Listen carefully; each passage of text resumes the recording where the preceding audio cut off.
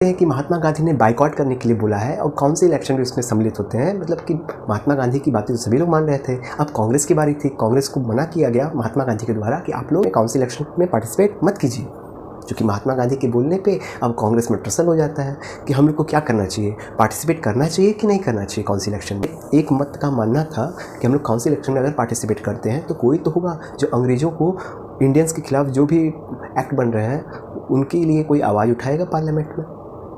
और दूसरे मत का मानना था कि गांधी जी ने बोला है बाइकआउट करने का तो बाइकआउट करना है। तो बेटा इस तरह से चीज़ें चल रही थी और अंतोगत्वा 1920 कांग्रेस का जो नागपुर सेशन होता है वहाँ पे डिसीजन लिया जाता है कि हम लोग काउंसिल इलेक्शन में पार्टिसिपेट नहीं कर रहे हैं। मतलब कांग्रेस पूरी तरीके से 1920 में नागपुर सेशन में डिसाइड करता है दिसंबर में कि हम लोग काउंसिल इलेक्शन पार्टिसिपेट नहीं कर रहे हैं। अब आती है बात, एक एक्सेप्शनल पार्टी है जो काउंसिल इलेक्शन में पार्टिसिपेट की और इसका नाम है बेटा जस्टिस पार्टी। ये नॉन ब्राह्मणिकल पार्टी है, मतलब लोअर कास्ट की पार्टी है जो मद्रास की पार्टी है। इनका एक ही था उद्देश्य कि जो ब्राह्मण थे उनके एक्सप्लोटेशन किए हुए हैं और अनटचेबिलिटी वगैरह से बहुत ज़्यादा परेशान है और ये मानते हैं कि काउंसिल इलेक्शन में ये पार्टिसिपेट करेंगे तो इनके पास क्या आ जाएगा, पावर आ जाएगा और इस पावर का ये यूज़ करके उन पिछड़े वर्ग का भी ये सहयोग कर सकते हैं। अब ये जो नॉन कॉपरेशन मूवमेंट लॉन्च होने जा रहा है जिसमें हिंदू प्लस मुस्लिम साथ में मिलकर क्या करेंगे, नॉन कॉपरेशन मूवमेंट लॉन्च करेंगे, जिसमें हिंदू के लिए स्वराज और मुस्लिम के लिए होगा बेटा आपका खिलाफत इशू। तो अब 1920 में इसका बैकग्राउंड देखेंगे कि किस तरह से नॉन कॉपरेशन मूवमेंट लॉन्च होने जा रहा है।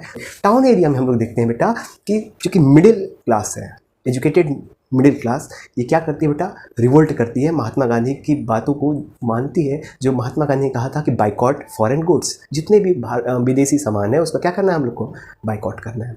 इसमें सबसे इंपॉर्टेंट था टेक्सटाइल। तो ब्रिटेन के जितने भी टेक्सटाइल आते थे उसको बाइकआउट किया गया। जब बाइकआउट किया गया तो व्हाट इज़ द इम्पैक्ट, 1921 से लेकर 1922 तक में जब नॉन कॉपरेशन मूवमेंट होगा उस बीच में 102 करोड़ से 57 करोड़ पे टेक्सटाइल इंडस्ट्री गिर जाएगी। ये था बेटा बाइकआउट 1921 से 1922 तक का। फिर हम लोग देखेंगे बेटा कि इसी समय महात्मा गांधी ने बोला था जितने भी अल्कोहल वगैरह जहाँ मिलते हैं वहाँ पे बैरिकेड किया जाए, जहाँ पे लीकर वगैरह मिलते हैं वहाँ पे पिकेटिंग किए जाए।